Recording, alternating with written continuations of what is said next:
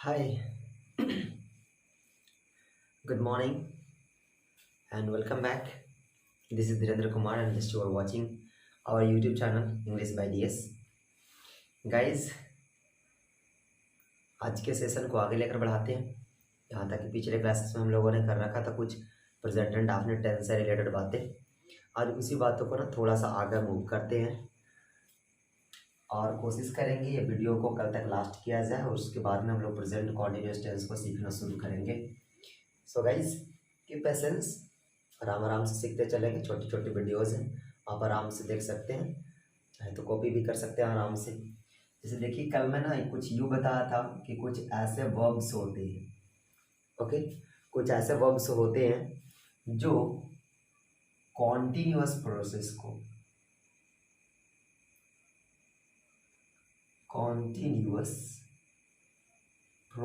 को रिप्रेजेंट नहीं करती। ओके गाइस, फिर से सुनते हैं। कुछ ऐसे वर्ब्स होते हैं जो कॉन्टिन्यूअस प्रोसेस को रिप्रेजेंट नहीं करते, बल्कि वे लोग रिप्रेजेंट करते हैं प्रेजेंट इंडेफिनिट को। ओके, प्रेजेंट इंडेफिनिट को कहने का मतलब ये है कि सर कुछ ऐसे वर्ब्स हैं जिनका प्रोसेस मीन्स एक्शन पॉसिबल ही नहीं है। मतलब ये कि इनके द्वारा आप एक्शन नहीं करवा सकते सर, आप चाह कर भी इनसे एक्शन नहीं करवा सकते। तो वैसे वर्ड्स जो एक्शन नहीं कर सकते तो उनका पॉसिबल होता है सिर्फ और सिर्फ अ स्टेट। ओके गाइस, उनका सिर्फ पॉसिबल होता है अ स्टेट, और वैसे सिचुएशन में आप उनके साथ प्रेजेंट कॉन्टिन्यूअस टेंस का यूज नहीं कर सकते। ओके, तो याद कीजिए हम लास्ट वीडियोस में, मतलब पीछे के वीडियोस में, आप इस वीडियोस को देखने के लिए नीचे के डिस्क्रिप्शन बॉक्स को भी चेक कर सकते हैं। तो देखिए क्या कहा था ना कि कोई ऐसे वर्ब्स होते हैं, मतलब बहुत सारे ऐसे वर्ब्स होते हैं जिनका कॉन्टिन्यूअस प्रोसेस पॉसिबल ही नहीं होता, वो प्रेजेंट कर ही नहीं सकता, मतलब रिप्रेजेंट ही नहीं कर सकता। किसको? तो एक्शन को। तो सर जो एक्शन को रिप्रेजेंट नहीं करता तो किसको रिप्रेजेंट करेगा?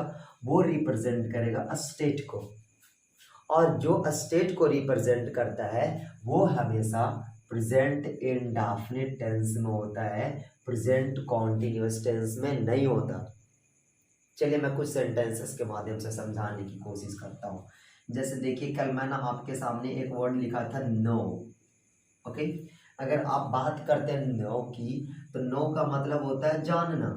ओके गाइस, जानना। अब यहाँ पे प्रॉब्लम ये है कि सर ये एक्शन कर सकता है या नहीं, क्या ये स्टेट है? ओके, अब अगर देखेंगे तो जानना कोई एक्शन तो नहीं है। जैसे एक सेंटेंस लिखूं मैं कि I am knowing you, I am knowing you. अब ये सेंटेंस को ध्यान से देखिए, आपको कुछ समझ में आएगा यहाँ से कि आई एम नोइंग यू, ये जो वर्ड लिख, सॉरी ये स्टेटमेंट जो लिख रखा है आई एम नोइंग यू, क्या ये पॉसिबल है? मतलब ये नो का एक्शन कर पाना पॉसिबल है सर? मतलब जाहिर सी बात है, आई एम नोइंग यू, मैं तुम्हें जान रहा हूँ, मतलब ये रुकेगा, मतलब मुझे भूलेगा? हद है यार, ये तो पॉसिबल ही नहीं है। आप खुद से सोच कर देखें कि क्या ये पॉसिबल है, तो बिल्कुल नहीं सर। क्यों?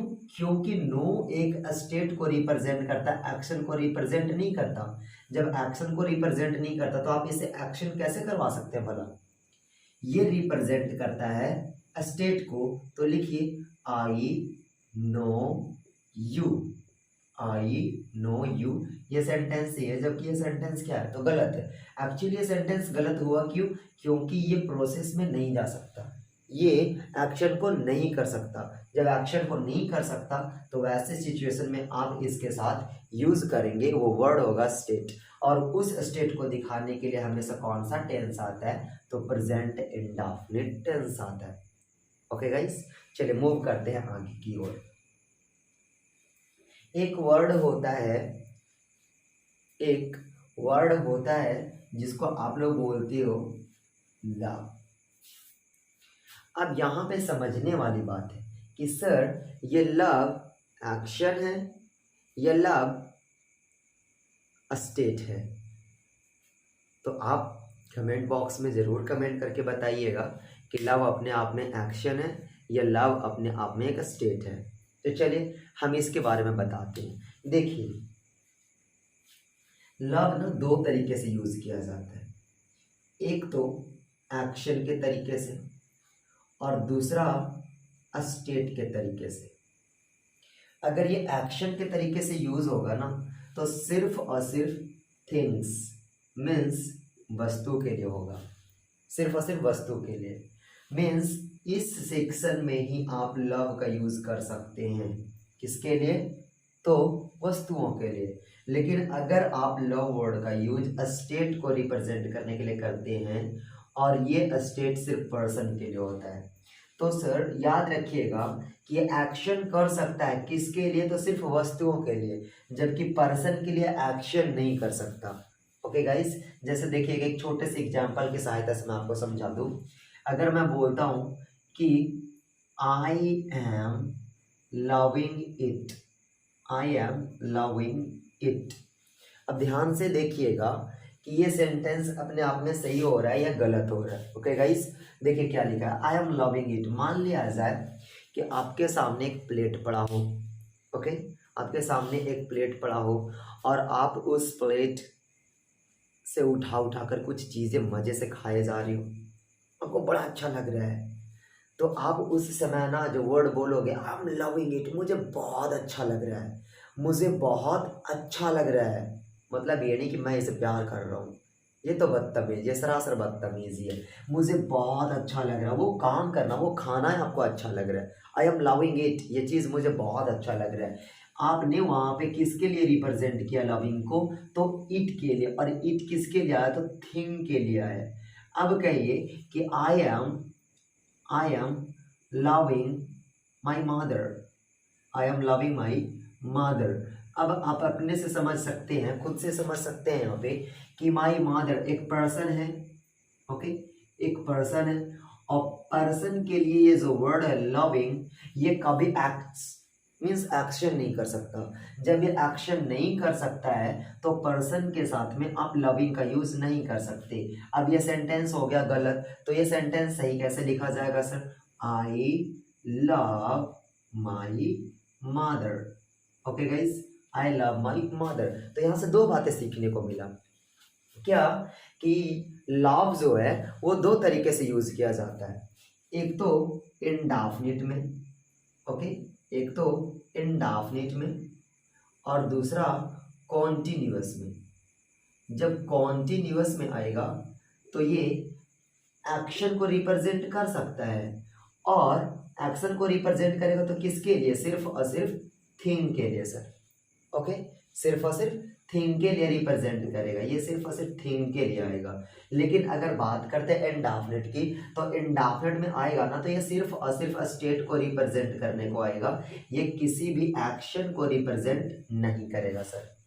ये बात शायद समझ में आई होगी कि अगर आपको कॉन्टिन्यूअस प्रोसेस में लव को लेकर जाना है तो उसके साथ में आने वाला जो वर्ड होगा वो अपने आप में क्या होगा? तो सर एक्शन होगा, और वो किसके लिए होगा? तो सिर्फ और सिर्फ वस्तुओं के लिए होगा। आप इसका यूज किसी भी पर्सन के लिए नहीं कर सकते। डन। आगे दूसरा है कि सर अगर हमें इसे पर्सन के लिए करना हो, तो अगर आप इस वर्ड का यूज पर्सन के लिए कर रहे हैं तो भाई मेरे एक बात को याद रखिएगा कि आप वहां पे इस वर्ड को कॉन्टिन्यूअस प्रोसेस में नहीं लेकर जा सकते। Clear guys? तो चलिए मूव करते हैं आगे की कॉन्सेप्ट्स की ओर। आप ना कॉन्सेप्ट्स का नंबर डालते चलेंगे, मीन्स नंबर 1 है, शायद कल किया था नंबर 1, तो आज 2 है, ये 2 है, नंबर 2 है। ओके गाइस, इस तरीके से हम लोग आगे की तरफ बढ़ेंगे और हम आपको ऐसे ऐसे करके इन चीज़ों को सिखाते जाएंगे। चलिए मूव करते हैं नेक्स्ट क्वेश्चन की ओर। अब देखिए यहाँ पे कुछ वर्ड्स ऐसे होते हैं जो होते तो सेम है लेकिन उनका मीनिंग अलग अलग होता है सर। जैसे देखिए अगला वर्ड है 3rd नंबर कॉन्सेप्ट में, वर्ड है जिसका नाम है हैव। आप सभी जानते होंगे हैव का यूज क्यों किया जाता है सर? तो हैव का यूज किया जाता है पोजीशन को बताने के लिए। ओके गाइस, पोजीशन को रिप्रेजेंट करने के लिए हैव का यूज किया जाता है। चलिए ठीक है, पोजीशन का यूज करने के लिए हैव का यूज किया जाता है। अगर मैं बोलता हूँ, मान लिया जाए कि अगर मैं बोलूँ I have a car, I have a car, मेरे पास एक कार है, मतलब जाहिर सी बात है कि कार के ऊपर पोजीशन मेरा है और इस कार के ऊपर पोजीशन शो करने के लिए एक वर्ड जो आया हैव है। ओके, क्या हम इस वर्ड को इस तरीके से बोल सकते हैं, I am having a car, I am having a car, ये बोलना सही है, मीन्स लॉजिकल है या इलॉजिकल है? तो आप कहेंगे सर ये जब पोजीशन को बदलाने के लिए आया है तो पोजीशन से एक्शन कैसे करवा सकते हैं बोला? पोजीशन से एक्शन तो बिल्कुल भी पॉसिबल नहीं है। तो भाई मेरे एक बात समझ में ये आता है कि पोजीशन वाले जो वर्ड होंगे वो एक्शन को रिप्रेजेंट नहीं करेंगे सर। अगर ये एक्शन को रिप्रेजेंट नहीं करेंगे तो ये भी किसको रिप्रेजेंट करेंगे? स्टेट को रिप्रेजेंट करेंगे। और अभी अभी कुछ देर पहले मैं इस बात के बारे में चर्चा किया कि जो स्टेट को रिप्रेजेंट करते हैं वो प्रेजेंट इंडेफिनिट टेंस में आते हैं, मतलब ये सेंटेंस अपने आप में क्या हुआ भाई? गलत। अब देखिए क्या होता है ना सर कि हैव पोजीशन को दिखाते हैं, ठीक है, कभी कभी सेंटेंसेस में यू भी वर्ड मिल जाते हैं, जैसे I am having my lunch, I am having my lunch. Okay, यहाँ पे एक छोटा सा sentence, I am having my lunch. अब यहाँ पे कहेगा सर ये तो सेंटेंस अपने आप में सही लगता है, बहुत बार सेंटेंस आ भी जाता है और इस सेंटेंस को हम लोग सही भी कहते हैं सर, लेकिन कभी ये सोचिए कि ये सेंटेंस यहाँ पे कॉन्टेक्स्ट क्या दे रहा होता है, यहाँ पे मीनिंग क्या दे रहा होता है? तो सोचने वाली बात ये है कि सर यहाँ पे ना पोजीशन को रिप्रेजेंट ना करके किसी दूसरे वर्ड को रिप्रेजेंट कर रहा होता है। यहाँ पे ये पोजीशन को ना रिप्रेजेंट करके यहाँ पे किसी दूसरे वर्ड को रिप्रेजेंट कर रहा होता है, तो वो दूसरा वर्ड है क्या? तो देखिए हम आपको बताते हैं, वो दूसरा वर्ड कोई और नहीं भाई, ये जो हैव होता है ना, हैव अपने आप में मीनिंग देता है इट का। ओके गाइस, इट ये मीनिंग देता है ड्रिंक का, ये मीनिंग देता है इंजॉय का। ओके, और भी ऐसे वर्ड्स होते हैं जिनका ये मीनिंग रिप्रेजेंट करता है। अब देखिए I am having my lunch, अब ये तो ईट का सेंस दे रहा है सर, तो ये समझने के लिए ना भाई साहब आपको खुद ही सोचना पड़ेगा कि ये ईट का मीनिंग दे रहा है, ड्रिंक का मीनिंग दे रहा है, एंजॉय का मीनिंग दे रहा है। ओके गाइस, तो ये सभी बातों को ना समझने के लिए आपको थोड़ा सा तो अप्लाई करना ही पड़ेगा कि हाँ ये सेंटेंस ये स्टेटमेंट अपने आप में कहा क्या रहा है। बात क्या समझ में आया कि हैव जो होता है अपने आप में ईट का भी ईट को भी रिप्रेजेंट करता है, ड्रिंक को भी रिप्रेजेंट करता है, इंजॉय को भी रिप्रेजेंट करता है। ओके, अब अगर इतने को रिप्रेजेंट कर रहा है भाई मेरे, अगर इतने को रिप्रेजेंट कर रहा है सर, तो आप खुद से समझ सकते हैं कि क्या ये पोजीशन को बतला रहा है? क्या ये पोजीशन को बतला रहा है? बिल्कुल नहीं सर, ये सारे के सारे वर्ड एक्शन को रिप्रेजेंट करते हैं सर। अगर ये एक्शन को रिप्रेजेंट करते तो आप खुद ही बताएं कि एक्शन को रिप्रेजेंट करता तो क्या ये कॉन्टिन्यूअस प्रोसेस में जा सकता है या नहीं? तो ऑफ कोर्स जा सकता है सर, कॉन्टिन्यूअस प्रोसेस में सेंटेंस को लेकर जाया जा सकता है और इसमें कोई गलती नहीं होगी सेंटेंस में। और एक बात को जो समझने वाली है कि सर एक पोजीशन को रिप्रेजेंट करने को आया, तो अगर ये पोजीशन को रिप्रेजेंट करने को आया, अगर ये पोजीशन को रिप्रेजेंट करने को आया तो भाई मेरे हम उस स्टेटमेंट के साथ या उस सेंटेंस के साथ कभी भी कॉन्टिन्यूअस टेंस का यूज नहीं करेंगे सर। ओके, लेकिन अगर ये हैव हट रे, अगर ये वर्ड अपने आप में पोजीशन को रिप्रेजेंट ना करके रिप्रेजेंट करता है एक्शन, जैसे ईट, ड्रिंक, इंजॉय, इन सभी वर्ड्स को रिप्रेजेंट करता है, तो याद रखिएगा कि इनके साथ में हम लोग कॉन्टिन्यूअस प्रोसेस में भी सेंटेंस को लेकर जा सकते हैं। ओके गाइस, अब क्या होता है ना, एक और बातें होती हैं हैव से। हैव जो होता है ना भाई, ये हैव अपने आप में एक रिलेशन को भी रिप्रेजेंट करता है सर। रिलेशन, अगर ये रिलेशन को रिप्रेजेंट करता है तो खुद से सोच कर देखें कि अगर ये रिलेशन को रिप्रेजेंट करता है तो रिलेशन अपने आप में एक्शन होता है या रिलेशन अपने आप में एक स्टेट होता है? तो देखिए अगर आप यहाँ से देख पा रहे होंगे कि अगर ये रिलेशन को रिप्रेजेंट करता है तो रिलेशन अपने आप में एक्शन होता है या पोजीशन होता है, ये तो फिर यू कहीं एक्शन होता है या स्टेट होता है। तो चलिए मैं आपको बताता हूँ। जैसे देखो, अगर मैं बोलता हूँ कि I have a friend, I have a friend मतलब मेरा एक दोस्त है, आई हैव अ फ्रेंड। अगर कोई बोलता है कि he has a girlfriend, he has a girlfriend, ये सेंटेंस दोनों सही है सर। लेकिन अगर कोई कहता है कि I am having my brother, I am having my brother, भाई आप खुद से सोच कर देखिए कि अगर कोई ये कहता है कि I am having my brother means what. कहने का मतलब ये है कि ये छोटू सा गोल मटोल चेहरा वाला भाई साहब भाई था, ओके, ये इसका भाई था। अब इसे देखकर इसके दिलो दिमाग में खुरापंती क्या आई कि I am having my brother. अरे भाई मेरे, वो आपका भाई है और वो हमेशा आपका भाई रहेगा। ऐसा नहीं था कि वो कल आपका भाई नहीं था, वो कल भी आपका भाई था, आज भी आपका भाई है और कल भी वो आपका भाई रहेगा। कहने का मतलब ये है सर। लेकिन ये क्या कह रहा है, I am having my brother, वो मेरा भाई हो रहा है, अभी हुआ नहीं है, हो रहा है, पता नहीं किस दिन रुक जाएगा। जिस दिन रुक गया कहानी खत्म। क्या पॉसिबल है कि अगर कोई आपका भाई हो और आप उसे यूँ कहो कि वह मेरा भाई हो रहा है, प्रोसेस, माय गॉड। मैं अभी अभी कुछ देर पहले इस बात के बारे में चर्चा किया था आपसे कि भाई मेरे, कुछ वर्ड्स ऐसे होते हैं जो एक्शन को रिप्रेजेंट नहीं करते सर, और जो एक्शन को रिप्रेजेंट नहीं करते वो प्रोसेस में नहीं लेकर जाया जा सकते। अब अगर वो प्रोसेस में नहीं लेकर जाया जा सकते तो आप उसे एक्शन कैसे करवा सकते हैं सर? फिर तो उस स्टेट को रिप्रेजेंट करवाना होगा, और स्टेट को रिप्रेजेंट करवाने के लिए उसे प्रेजेंट इंडेफिनिट टेंस में ही रखना पड़ेगा। ये बात समझ में आया होगा। तो देखिए, एक छोटी सी बात, एक छोटू सा क्वेश्चन आप लोगों के लिए। वी हैव या वी आर हैविंग 3 सिबलिंग्स। अब यहाँ पे आप बता सकते हैं कि भाई साहब यहाँ पे हैव आएगा या आर हैविंग आएगा।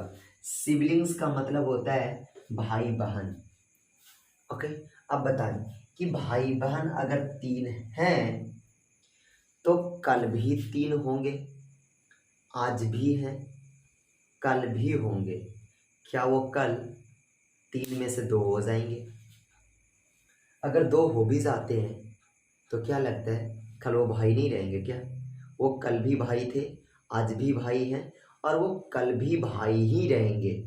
तो भाई ये तो चेंज नहीं कर सकते ना आप इसे। अगर चेंज नहीं कर सकते सर तो आप इसे एक्शन कैसे करवा सकते हैं? जब इसे एक्शन नहीं करवा सकते तो आर हैविंग तो बदतमीजी हो गई ना। तो सही सेंटेंस का आंसर क्या हुआ? वी हैव 3 सिबलिंग्स, मेरे 3 भाई बहन हैं। मतलब सिंपल है, कल भी हम 3 थे, आज भी 3 है, कल भी 3 रहेंगे। ऐसा नहीं है कि कल हम 2 थे, आज 3 हो गए, कल 3 हो जाएंगे, कल 2 हो जाएंगे, फिर उसके बाद में 1 हो जाएंगे। ये पॉसिबल नहीं है। अगर है तो है, नहीं है तो बिल्कुल नहीं है। ओके गाइस, तो यहाँ पे ना एक बात समझ में आया कि हैव किस किस चीज को रिप्रेजेंट करता है सर? तो हैव रिप्रेजेंट करता है पोजीशन को, हैव रिप्रेजेंट करता है एक्शन को। और एक्शन में कौन कौन से वर्ड्स आते हैं? जैसे में ड्रिंक, ईट, ड्रिंक, इंजॉय। और हैव रिप्रेजेंट कर सकता है रिलेशन को, और रिलेशन कभी एक्शन को रिप्रेजेंट नहीं करता, वो स्टेट को रिप्रेजेंट करता। और अगर वो स्टेट को रिप्रेजेंट करता है तो उसे कहाँ होना पड़ेगा सर? प्रेजेंट इंडेफिनिट टेंस में। बिल्कुल जाहिर सी बात है कि अगर वो स्टेट को रिप्रेजेंट करता तो उसे प्रेजेंट इंडेफिनिट टेंस में होना पड़ेगा। तो चलिए, एक बात है तो यहाँ से भी सीख लिया हम लोगों ने। ओके गाइस, तो देखिए ये थी प्रेजेंट इंडेफिनिट टेंस की बातें। एक और वीडियोस बनाऊंगा मैं, एक और वीडियो बनाऊंगा प्रेजेंट इंडेफिनिट टेंस से रिलेटेड, और वो आखिरी वीडियो होगी इसके बाद में। वो कल की वीडियो होगी, कल की मतलब कल की वीडियो में मिलेंगे हम लोग। तो वो जो वीडियो होगा कल की, वो हम लोगों का आखिरी वीडियो होगा प्रेजेंट इंडेफिनिट टेंस से, जिसमें हम आपको बहुत सारी बातें बताएंगे, किसी वर्ड्स के अंदर में डिफरेंस भी बताएंगे, और भी ऐसे ऐसे 2-4 वर्ड्स हम लोग करने वाले हैं वहाँ पे भी। तो गाइस, कल के वीडियोस को देखना ना भूलें, और हो सके तो पसंद आए तो लाइक करें, शेयर करें अपने दोस्तों के साथ और सब्सक्राइब करना बिल्कुल भी ना भूलें। Thank you for watching, take care.